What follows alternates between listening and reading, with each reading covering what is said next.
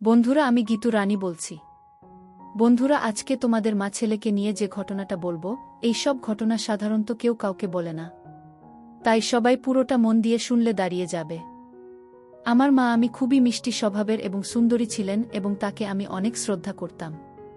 একদিন রাতে বাড়িতে মামা ছিল না, আর আমি মামির ঘরে গেলাম কিছু গুরুত্বপূর্ণ বিষয় কথা বলতে। আমরা একসঙ্গে বসে গল্প করতে শুরু করলাম। তারপর মামি আমার খুব কাছে এসে বসলেন এবং কানে কানে কিছু বললেন। তারপর আমি কিছু বলার আগেই আমাকে একদিন বিকেলে হঠাৎ প্রচণ্ড ঝড় বৃষ্টি শুরু হয়েছিল। এমন সুন্দর আবহাওয়া দেখে আমার মন ভালো হয়ে গিয়েছিল। সেদিন বাড়িতে মামা ছিলেন না, শুধু আমি আর মা আমি ছিলাম। আমি ছাদের একপাশে বসে কফি খাচ্ছিলাম আর বৃষ্টির মধুর শব্দ শুনে মনটা বেশ আনন্দিত হয়ে উঠল। ঠিক তখনই দেখলাম আমি বৃষ্টিতে দাঁড়িয়ে বৃষ্টির ফোঁটাগুলো উপভোগ করছেন। মামিকে বৃষ্টিতে মগ্ন দেখে মনে হচ্ছিল যেন প্রকৃতির সঙ্গে তার এক গভীর সম্পর্ক আছে। আমি ধীরে ধীরে নেমে এসে মামির পাশে দাঁড়ালাম। দেখলাম তিনি হাসি মুখে বৃষ্টি ফোঁটায় আনন্দে ভাসছেন। মামি আমাকে দেখে হেসে বললেন, কুনাল, আজকের এই আবহাওয়া সত্যিই দারুণ। বৃষ্টিতে ভিজতে আমার খুব ভালো লাগে। আমি মুচকি হেসে বললাম, হ্যাঁ, আমি প্রকৃতির এই রূপ সত্যিই মনোমুগ্ধকর। বৃষ্টি পড়ছিল, আর সেই বৃষ্টির ফোঁটাগুলো যেন চারপাশের পরিবেশকে সতেজ ও সজীব করে তুলেছিল। আমি বৃষ্টি মাঝে দাঁড়িয়ে তাকিয়েছিলাম তার দিকে। বললাম, বৃষ্টির মধ্যে তোমাকে দারুণ লাগছে। আমার কথা শুনে তিনি মৃদু হাসলেন এবং কিছুটা লজ্জা পেলেন। আমি আলতোভাবে তার হাত ধরলাম। আমাদের দুজনের হৃদস্পন্দন যেন ধীরে ধীরে বাড়ছিল, আর আশপাশের পরিবেশটা আরও রোম্যান্টিক হয়ে উঠছিল। আমি তার দিকে একটু এগিয়ে গিয়ে আরও কাছাকাছি দাঁড়ালাম। তাকে সম্মান সহকারে আলতোভাবে কোলে তুলে নিলাম এবং ধীরে ধীরে ঘরের দিকে নিয়ে এলাম। আর বললাম, বেশি বৃষ্টিতে ভিজলে ঠান্ডা লাগবে। বন্ধুরা, আজকের গল্পটা অনেক বেশি স্পেশাল, তাই সবাই রেডি হয়ে যাও। আর দয়া করে গল্পগুলো ভালো লাগলে ভিডিওটি লাইক, শেয়ার এবং চ্যানেলটি সাবস্ক্রাইব করো প্লিজ। আমি তখন সদ্য যৌবনের প্রান্তে পা রেখেছি, আর সেই বয়সে আমি দেখতে বেশ আকর্ষণীয় ও স্মার্ট ছিলাম। আমার ব্যক্তিত্ব দেখে অনেকেই প্রশংসা করত। গ্র্যাজুয়েশন শেষ করে যখন আমি বাড়ি ফিরলাম, মামি আমাকে আন্তরিকভাবে স্বাগত জানালেন। তার এই আন্তরিকতায় আমি মুগ্ধ হলাম এবং আমরা আরও ভালো বন্ধু হয়ে উঠলাম। আমি যখন বাইরে থাকতাম, মামির সঙ্গে মাঝে মাঝেই ফোনে আলাপ হতো। আমরা অনেকক্ষণ করে কথা বলতাম। আমরা একে অপরের খুব ভালো বন্ধু হয়ে উঠেছিলাম। কলেজে পড়ার সময় আমার বন্ধুরা প্রায় সময় মজার মজার হিন্দি রোম্যান্টিক সিনেমা দেখত। তাদের দেখে আমিও ভাবতাম, আমার যদি এমন কিছু রোমাঞ্চকর মুহূর্ত থাকত। আমার খুব ইচ্ছে ছিল একজন কাছের বন্ধু বা সঙ্গী থাকলে যার সঙ্গে আমি আমার মনের কথা সহজে ভাগাভাগি করতে পারতাম। তবে আজ পর্যন্ত তেমন কাউকে পাইনি যার সঙ্গে এমন সম্পর্ক গড়ে উঠতে পারে। গ্র্যাজুয়েশন শেষে যখন বাড়ি ফিরলাম, মামির সঙ্গে আমাদের বন্ধুত্ব আরও গভীর হয়ে গেল। আমার মামি দেখতে খুবই সুন্দর ছিলেন এবং তিনি ছিলেন অত্যন্ত সরল ও মিষ্টি স্বভাবে। আর আমি ছিলাম একটু বেশি মজাদার ও দুষ্টু প্রকৃতির। যখন মামা বাড়ির বাইরে থাকতেন, তখন আমি নানা অজুহাতে মামির সঙ্গে মজার গল্প করতাম। আমিও আমার মজাদার কথাগুলো উপভোগ করতেন এবং আমাদের বন্ধুত্ব বেশ গভীর হয়ে উঠেছিল। আমার কলেজের দিনগুলোতে এই ঘটনার শুরু। তখন আমার বয়স ছিল 25 বছর এবং বাড়িতে আমার মা আর আমার মামা এবং নতুন মমি থাকতেন। মামা আমাদের সাথে থাকতেন। আমার মামার বিয়ে হয়েছিল প্রায় 5 মাস আগে, যা তাদের এক দূরসম্পর্কের চাচা উদ্যোগী হয়েছিল। আমি তখন কলেজে পড়তাম এবং বেশিরভাগ সময় আমার বন্ধুরা মিলে নানা ধরনের মজার গল্প আর হিন্দি সিনেমা নিয়ে আড্ডা দিতাম। যদিও আমি এসব থেকে নিজেকে দূরে রাখার চেষ্টা করতাম। আমার বন্ধুরা খুবই দুষ্টু ছিল। প্রথমে আমি এসব এড়িয়ে চলতাম, কিন্তু ধীরে ধীরে আমিও এসব নিয়ে আগ্রহী হয়ে পড়েছিলাম। কলেজের মেয়েদের সঙ্গে মাঝে মাঝে হাসি ঠাট্টা করলেও কখনো সে রকম কিছু ঘটেনি। ভাইয়ের বিয়ের দিন আমি যখন মামিকে প্রথমবার দেখেছিলাম, তখনই মনের গভীরে একটি অদ্ভুত অনুভূতি জাগ্রত হয়েছিল। মনে হচ্ছিল যেন কিছু অসম্পূর্ণ থেকে গেছে। সেদিন মামির মুখের দিকে তাকিয়েছিলাম। মনে মনে ভাবছিলাম, জীবনের অনেক কিছুই এখনো অজানা রয়ে গেছে। আমার মামার বিয়ের পরে মাঝে মাঝে আমার মনে হতো, আমার যদি এমন সুন্দর একজন মেয়ের সঙ্গে বিয়ে হতো। আমি দেখতে সত্যিই খুব সুন্দর ছিলেন, যে কেউ তাকে দেখে মুগ্ধ হতে বাধ্য। কয়েকদিন বাড়িতে থাকার পর কলেজে ফেরার সময় মামি বললেন, কুনাল, কলেজে গিয়ে কিন্তু আমাকে মনে রাখবেন। আমরা রাতে কথা বলবো। আমার প্রায় কাজের জন্য বাইরে থাকতে হতো। তাই মামির সঙ্গে আমার বন্ধুত্ব খুব ভালো হয়ে উঠল। আমরা প্রায় রাতে গল্প করতাম। আমি একটু মজার ছিলাম, তাই একদিন মামিকে মজা করে জিজ্ঞেস করলাম, আপনার ইচ্ছা হয় না মামা যদি সবসময় আপনার সাথে থাকতেন? মা আমি আমার কথার ইঙ্গিত বুঝতে পেরে হেসে বললেন, তুমি যদি বাড়িতে থাকতে তাহলে হয়তো এমন ইচ্ছে থাকতো না। আমি তার ইঙ্গিতগুলো বুঝতে পারছিলাম। আর এভাবেই আমাদের দিনগুলো কাটছিল। কয়েক মাস পর আমি কলেজের শেষ পরীক্ষাগুলো শেষ করে বাড়ি ফিরে এলাম। বাড়িতে পৌঁছে দেখলাম আমি আমাকে বেশ খুশি মনে স্বাগত জানালেন। মা আমাকে দেখে খুব খুশি হলেন। আমি যে বাড়িতে প্রবেশ করলাম সেই মুহূর্তটা বেশ আনন্দদায়ক ছিল। মামি আমাকে দেখে অনেক খুশি হয়েছিলেন। মা একদিন হাসি মুখে বললেন, বাবা এখন তোর জন্য একটা ভালো মেয়ে দেখা শুরু করব। তুই আগে ভালো একটা চাকরি পেয়ে যা। মার কথা শুনে আমি মজার ছলে বললাম, মা যদি মেয়ে দেখতে হয় তবে এমন একজন মেয়ে খুঁজিনি একেবারে আমার মামির মতো হবেন। আমি কবে বিয়ে করব? এই কথা শুনে আমি একটু লজ্জা পেয়ে হাসলেন। মামি কিছু তখন বললেন না। আমি এরপর আমাকে চা নাস্তা বানিয়ে দিলেন, যাকে আমি আমার ঘরে চলে এলাম। কিছুক্ষণ ঘরে বিশ্রাম নিচ্ছিলাম, তখন হঠাৎ দেখি আমি আমার দরজার সামনে এসে দাঁড়িয়েছেন। তিনি বললেন, ভাগনা কিছু মনে করবেন না, যদি একটু সময় থাকে তাহলে কি একটু আমাকে সাহায্য করতে পারবেন? মামি এসে বললেন, কুনাল তোমাকে সঙ্গে নিয়ে বাজারে যেতে হবে, বাড়ির জন্য সবজি আনতে হবে। মায়ের শরীর ভালো নেই, তাই তিনি যেতে পারবেন না। আর তোমার মামা সব সময় কাজ নিয়ে ব্যস্ত থাকে। মামির কথা শুনে আমি হেসে বললাম, মামি চিন্তা করবেন না, আমি একটু পরে রেডি হয়ে আসছি, ততক্ষণে আপনিও তৈরি হয়ে নিন, আমরা একসঙ্গে বাজারে যাব। কিছুক্ষণ পর যখন আমি নিচে এলাম দেখলাম আমি তখনই পুরো প্রস্তুত হয়ে বসে আছেন। তাকে দেখে মনে হলো আজ তিনি আরও বেশি সুন্দর লাগছে। তিনি একটা শাড়ি পরেছিলেন যা তাকে বিশেষ আকর্ষণীয় করে তুলেছিল। আমি তাকে দেখে কিছুক্ষণ থেমে গেলাম। আমি হাসতে হাসতে বললেন, কি হল কুনাল, যাবে না? আমি তৎক্ষণাৎ বললাম, হ্যাঁ চলুন। আমি বাইকটা বের করলাম এবং মামিকে বাইকে বসলাম। তিনি আমার পেছনে এসে বসলেন। যখন আমি আমার কাঁধে হাত রাখলেন তখন মনে হলো যেন মনের মধ্যে অনেকগুলো আবেগ উথলে উঠছে। আমাদের বাড়ি থেকে বাজার প্রায় 25 মিনিটের দূরত্বে ছিল, কিন্তু আমি খুব ধীরে বাইক চালাচ্ছিলাম। এই মুহূর্তগুলো যেন ধীরে ধীরে উপভোগ করতে চাচ্ছিলাম। বাইক চালানোর সময় আমি মাঝে মধ্যে পিছনের আয়নায় মামিকে দেখতে লাগলাম। আমি হেসে বললেন, কুনাল গাড়ি এত আস্তে চালাচ্ছেন কেন? পেছনের মানুষরাও আমাদের পেরিয়ে যাচ্ছে। আমি মজা করে বললাম, মামি ধীরে গাড়ি চালালে আমাদের জন্য ভালো। তারপর মামি বললেন, ঠিক আছে, আর আয়নায় আমাকে না দেখে সামনে দেখো, না হয় বড় কোনো বিপদে ফেলবে। তার কথা শুনে আমার একটু লজ্জা হলো, তাই আর কিছু বললাম না। এভাবেই আমরা বাজারে পৌঁছলাম। বৌদি বাজার থেকে সবজি কেনার পর আমরা আবার বাড়ি ফেরার পথে বের হলাম। ফেরার সময় আমি আবার একই কৌশল প্রয়োগ করলাম। ধীরে ধীরে বাইক চালালাম এবং মাঝে মাঝে ব্রেক মারলাম, কিন্তু আমি নিজেকে সঙ্গে তো রেখেছিলাম। সম্পর্কের গুরুত্ব বুঝে আমি নিজেকে নিয়ন্ত্রণ করলাম।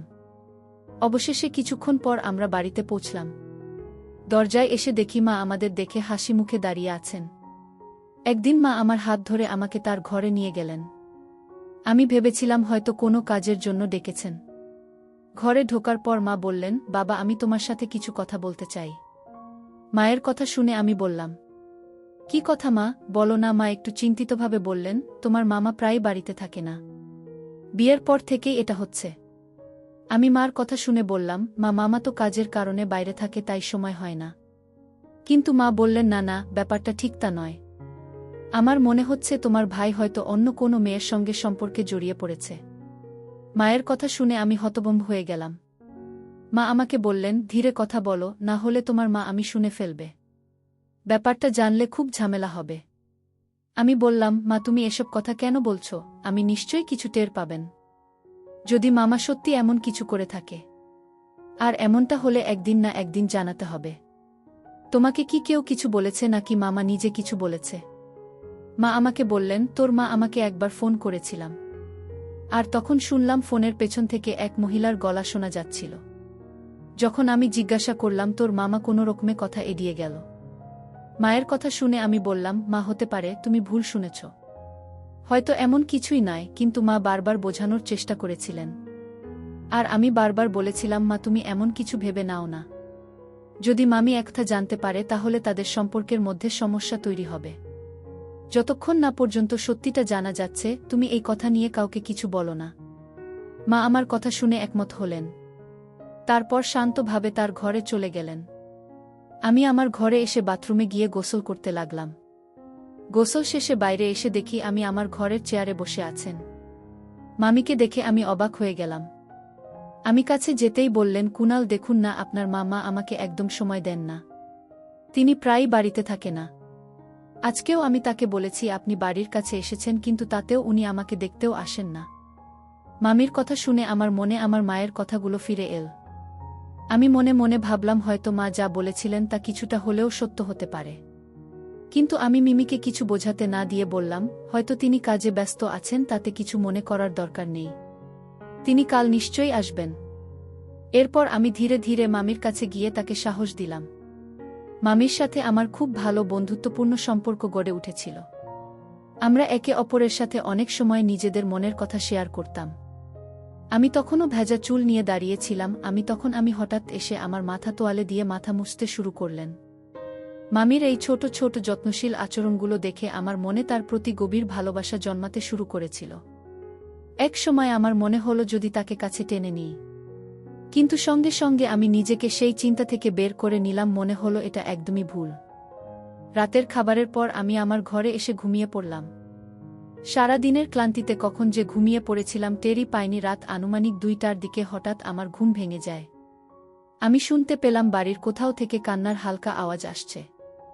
আমি ধীরে ধীরে সেই আওয়াজ অনুসরণ করতে লাগলাম। বাইরে এসে বুঝলাম আওয়াজটা মামির ঘর থেকে আসছে। আমি দ্রুত সেখানে গেলাম এবং দরজার বাইরে দাঁড়িয়ে শুনতে পেলাম আমি আমার মামার সঙ্গে কথা বলছেন ফোনে। তিনি কান্নার মধ্যে বলছিলেন, আমাদের বিয়ে হয়েছে পুরো 6 মাস, কিন্তু তুমি আমার জন্য কখনোই সময় দাও না। যদি আমাকে পছন্দ না করতে তাহলেই বিয়ে করলে কেন? তুমি কি আমাকে ধোঁকা দিতে চাচ্ছ? তুমি যদি আমার সাথে সংসার না করো সেটা বলে দিলে তো হয়।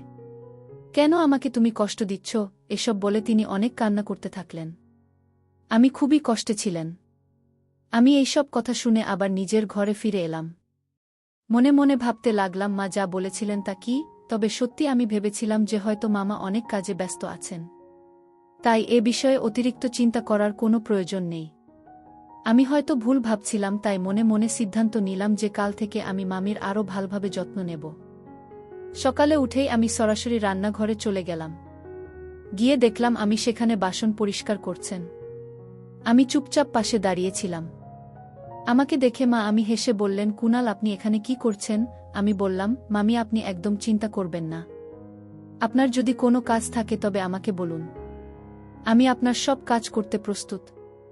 আমি হেসে বললেন, তুমি কি সত্যিই আমার সব কাজ করতে পারবে? তুমি কি আমার কাজগুলো করতে রাজি? আমির এই কথা আমার কিছুটা অদ্ভুত লাগছিল। তার গভীর চোখের দৃষ্টিতে কিছু জেন লুকিয়েছিল। আজ তার ব্যবহারে কিছু আলাদা ছিল। মনে হচ্ছিল তিনি আমাকে বিশেষ কিছু বলতে চাচ্ছেন যা আমি ঠিকমতো বুঝতে পারছিলাম না। আমি সোজাসুজি বললাম, হ্যাঁ আমি অবশ্যই আমি আপনার সব কাজে সাহায্য করব। তখন আমি হেসে বললেন, ঠিক আছে, সময় এলে আমি তোমাকে বলবো। তখন দেখব তুমি কতটা আমাকে কাজে সাহায্য করতে পারো। এরপর থেকে আমি মামির আশেপাশে থাকতাম যেন তার কোনো প্রয়োজন হলে সাথে সাথেই সাহায্য করতে পারি।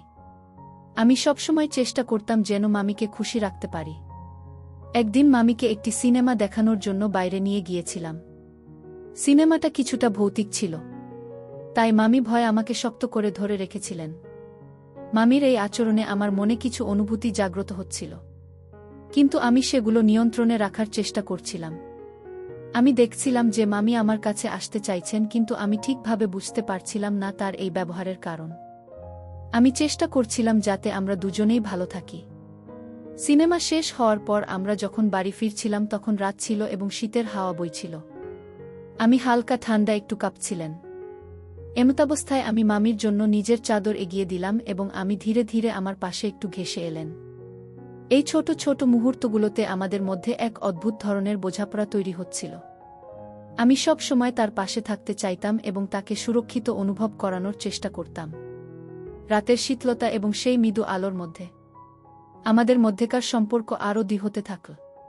আর আমার সম্মান তার প্রতি আরও বেড়ে গেল। আমি অনুভব করেছিলাম যে আমাকে পেছন থেকে শক্ত করে ধরে রেখেছেন।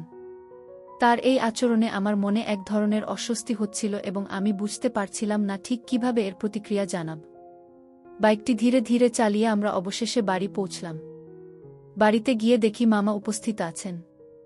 মামিমা আমাকে দেখে খুব খুশি হয়েছিলেন, কিন্তু হঠাৎ তার পিছনে একজন অপরিচিত মেয়েকে দেখলাম। তাকে দেখে আমরা দুজনেই অবাক হয়ে গেলাম। মা পাশেই বসেছিলেন, চোখে জল নিয়ে কাঁদছিলেন। আমি তার কাছে গিয়ে জিজ্ঞেস করলাম, মা কি হয়েছে? মা তখন বললেন, তোর মামা আবার বিয়ে করছে আর বলছে যেই মেয়ের সাথে জীবনের বাকি দিনগুলো কাটাতে চায়। এই কথা শুনে আমি সম্পূর্ণ ভেঙে পড়লেন এবং চিৎকার করে উঠলেন। তিনি ক্ষোভে মা আমার দিকে তাকিয়ে বললেন, তাই তুমি প্রতিদিন রাতে আমার কাছ থেকে দূরে থাকছিলেন? যদি সত্যি অন্য কারো প্রতি ভালোবাসা জন্মে থাকত, তবে একবার আমাকে জানাতে পারতেন। আমার জীবন কেন তুমি নষ্ট করলে? তবে মামা চুপচাপ দাঁড়িয়েছিলেন, কোনো উত্তর দিচ্ছিলেন না। আমি নিজেও তার উপর খুব রাগান্বিত ছিলাম এবং বললাম, মামা তোমাকে উত্তর দিতেই হবে। আমাদের সবার সাথে এভাবে প্রতারণা কেন করছো? তখন মামা ধীরে ধীরে বললেন, আমি নিজেও আমার জীবনের সমস্যায় হতাশ হয়ে পড়েছি। মামা বললেন, আজ আমি এই মেয়েটিকে আমার সাথে নিয়ে এসেছি, কারণ আমি আর এই সম্পর্ক নিয়ে অসন্তুষ্ট থাকতে চাই না। আসলে আমি প্রথমে বিয়ে করতে চাইনি। মা আমার উপর অনেক চাপ দিয়েছিলেন আর তাই আমি বাধ্য হয়ে তানিয়ার সাথে বিয়ে করেছিলাম। আমি ভেবেছিলাম সময়ের সঙ্গে সঙ্গে সব ঠিক হয়ে যাবে, কিন্তু সেটাই আমার ভুল ছিল। যেখানে আমি কাজ করি সেখানে পূজা নামের এক মেয়ের সাথে আমার সম্পর্ক গড়ে ওঠে এবং আমরা একে অপরকে ভালোবেসে ফেলি। তাই আমি তার সাথে দ্বিতীয় বিয়ে করেছি। তানিয়াকে আমি কখনো খুশি রাখতে পারিনি এবং সত্যি বলতে গেলে আমাদের মধ্যে কোনো ঘনিষ্ঠ সম্পর্ক ছিল না। আপনারা চাইলে তানিয়ার কাছে জানতে পারেন। আমরা যখন তানিয়ামের দিকে তাকালাম তখন তিনি নীরবে মাথা নিচু করে দাঁড়িয়েছিলেন। তিনি বললেন, আমি জানতাম না যে বিয়েটা তোমার মামার ইচ্ছার বিরুদ্ধে হয়েছিল। যদি আমি আগে জানতাম যে মা এই বিয়েটা জোর করে করিয়েছেন তবে কখনই বিয়েতে রাজি হতাম না। তানিয়াম আমি কথা বলতে বলতে কেঁদে উঠলেন। তারপর তিনি ডিভোর্স পেপার নিয়ে এসে সেগুলোতে সই করলেন। মা খুব রাগ আমার উপর চিৎকার করছিলেন, কিন্তু মামার মধ্যে কোনো প্রতিক্রিয়া দেখা যাচ্ছিল না, কারণ যা হওয়ার ছিল তা তো হয়ে গিয়েছিল। মামা আবার অন্য শহরে ফিরে গিয়েছিলেন, যেখানে তিনি সেই মেয়েটির সাথে কাজ করতেন। আমরা সবাই মিলে মামাকে অনেক বোঝানোর চেষ্টা করেছিলাম, কিন্তু সম্পর্কের ব্যাপারে জোরাজুরি করা যায় না। জোর করে তৈরি করা সম্পর্ক এক সময়ে ভেঙে পড়ে। মামা চলে যাওয়ার পরে আমি খুব কান্নাকাটি করছিলেন। আমি এবং মা তাকে অনেক বোঝানোর চেষ্টা করলাম। বললাম, তোমার সামনে এখনো অনেক জীবন পড়ে আছে, চিন্তা করো না। কিন্তু মামি বললেন, আমি এখন কোথায় যাব?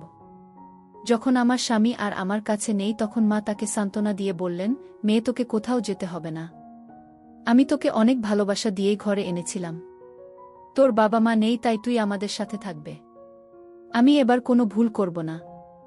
যদি ভালো কোনো ছেলে পাই তবে ভেবে চিন্তে তোর জন্য ভালো একটা ব্যবস্থা করব। কিন্তু মামি আমাদের কথা শুনতে চাইছিলেন না এবং তার জন্য এই পরিস্থিতি থেকে বেরিয়ে আসা সত্যিই কঠিন ছিল। তিনি চুপচাপ নিজের ঘরে চলে গেলেন, কান্নায় ভেঙে পড়ে। মা তখন আমাকে বললেন, তোর মামিকে কিছুটা সময় একা থাকতে দে, সে নিজে থেকেই ঠিক হয়ে যাবে। এই কঠিন সময়ে আমরা সবাই মামির পাশে থাকার চেষ্টা করছিলাম যেন তিনি ধীরে ধীরে সবকিছু মেনে নিতে পারেন। মাকে সান্ত্বনা দেওয়ার পর আমি নিজেও নিজের ঘরে চলে আসলাম। মামার যা করা উচিত ছিল না তা করে ফেলেছেন এবং এখন পরিস্থিতি সত্যিই জটিল হয়ে গেছে। মামির জন্য আমার মন খুব খারাপ ছিল, কারণ তিনি এই কষ্ট থেকে বেরিয়ে আসার জন্য নিজেকেই শক্ত হতে হবে। কারণ তিনি ছিলেন একজন এতিম, বাবা মা নেই, আর যে আপনি আছে তাদের কাছে কোনো মুখ নিয়ে ফিরে যাবে। তাই আমি মামি যাতে ভালো থাকেন তার জন্য প্রতিজ্ঞা করেছিলাম। এখন থেকে তাকে খুশি রাখাই আমার দায়িত্ব হবে। আগে মামির সাথে মজা করে সময় কাটাতাম, কিন্তু এখন সে সবের কোনো প্রভাব পড়ছিল না। ধীরে ধীরে তাকে বাইরে নিয়ে যাওয়ার সিদ্ধান্ত নিলাম, যাতে তার মন ভালো থাকে এবং একটু হালকা অনুভব করতে পারেন। এভাবে 1 মাস কেটে গেল। আমি আগের চেয়ে অনেকটাই ভালো হয়ে উঠেছিলেন, আর আমাদের সম্পর্ক অনেকটা স্বাভাবিক হয়ে এসেছিল। একদিন আমরা এক আত্মীয়ের বাড়ি যাচ্ছিলাম। হঠাৎ করে বৃষ্টির মধ্যে পড়ে গেলাম এবং আমাদের পোশাকগুলো ভিজে গেল। মামি বললেন, আমাদের গাড়িটা সাইড থামিয়ে কোনো ছাউনির নিচে দাঁড়ানো উচিত। আমরা একটা ভবনের নিচে গিয়ে দাঁড়ালাম যেখানে বৃষ্টির ফোঁটাগুলো আমাদের গায়ে লাগতে পারছিল না। সেসব মুহূর্তে আমরা দুজনেই একে অপরের পাশে দাঁড়িয়ে শীতল হাওয়ার মাঝে একটু আরামের খোঁজ করছিলাম। ধীরে ধীরে চারপাশটা আবার স্বাভাবিক মনে হতে শুরু করল। বৃষ্টি তখনও থামেনি আর আশেপাশে কাউকে দেখা যাচ্ছিল না। মামি বললেন, চলো বৃষ্টি থামা পর্যন্ত এখানে দাঁড়িয়ে থাকি। বৃষ্টিতে ভিজে যাওয়ায় তার লাল শাড়ি পুরো ভিজে গিয়েছিল। ঠান্ডা হাওয়ায় আমরা দুজনে একটু কাঁপছিলাম। তাই পাশেই পড়ে থাকা কিছু শুকনো কাঠ জোগাড় করে একটা ছোট আগুন ধরালাম যাতে আমাদের কিছুটা উষ্ণতা মেলে। আমি আমার একদম কাছে এসে দাঁড়ালেন। আর হঠাৎ করে আমরা একে অপরের আরও কাছাকাছি চলে এলাম। সেই মুহূর্তে আমাদের চোখে চোখ পড়তেই মনে হলো যেন এক অদ্ভুত অনুভূতি আমাদের ঘিরে ধরেছে। ঠিক কী ঘটেছিল সেটা বুঝে উঠতে পারছিলাম না। এমন অনুভূতি আগে কখনো হয়নি। আমি হঠাৎ মামির হাতটা আলতো করে ধরলাম। আর তিনি শুধু নীরব চোখে আমার দিকে তাকিয়ে রইলেন। আমি ধীরে ধীরে তার কানের কাছে গিয়ে কিছু বললাম, কিন্তু তিনি কিভাবে প্রতিক্রিয়া জানাবেন তা বোঝা যাচ্ছিল না। আমাদের মাঝে তখন এমন এক পরিবেশ তৈরি হয়েছিল যা আমাদের দুজনকেই কিছুটা অপ্রস্তুত করে দিয়েছিল। ঠিক তখনই বাইরে থেকে হঠাৎ একটা আওয়াজ শোনা গেল। আমরা দুজনেই চমকে উঠে দ্রুত চারপাশে তাকিয়ে বুঝতে চেষ্টা করলাম কি হচ্ছে। আমি আমাকে ঘিরে বললেন, কুনাল, এটা ঠিক নয়। কিন্তু আমি তার কথার উত্তর না দিয়ে তাকে শান্ত করার চেষ্টা করলাম। আমাদের মধ্যে একটা অনুভূতি ছিল যা সহজে বোঝানো যাচ্ছিল না। সেই মুহূর্তে আমরা দুজনেই আবেগপ্রবণ হয়ে পড়েছিলাম। পরে মামি কান্নায় ভেঙে পড়লেন এবং আমার দিকে তাকিয়ে বললেন, এটা ঠিক হয়নি। আমি চুপ করে থাকব না। ঠিক করেছিলাম। আমি মামিকে বলতে চেয়েছিলাম, আমি তোমার কষ্ট পেতে হবে না। আমি তোমার প্রতি ভালোবাসা অনুভব করি এবং তোমার পাশে থাকতে চাই। আমি চাই আমাদের সম্পর্ক আরেক ধাপ এগিয়ে যাক এবং আমি তোমাকে বিয়ে করতে প্রস্তুত। আমি আমার কথাগুলো শুনে অবাক হয়ে গেল। তারপর ধীরে ধীরে বললেন, আমি হয়তো কখনো তোমার প্রতি ভালোবাসা অনুভব করেছি, কিন্তু আমাদের সম্পর্ক নিয়ে আরও ভাবতে হবে।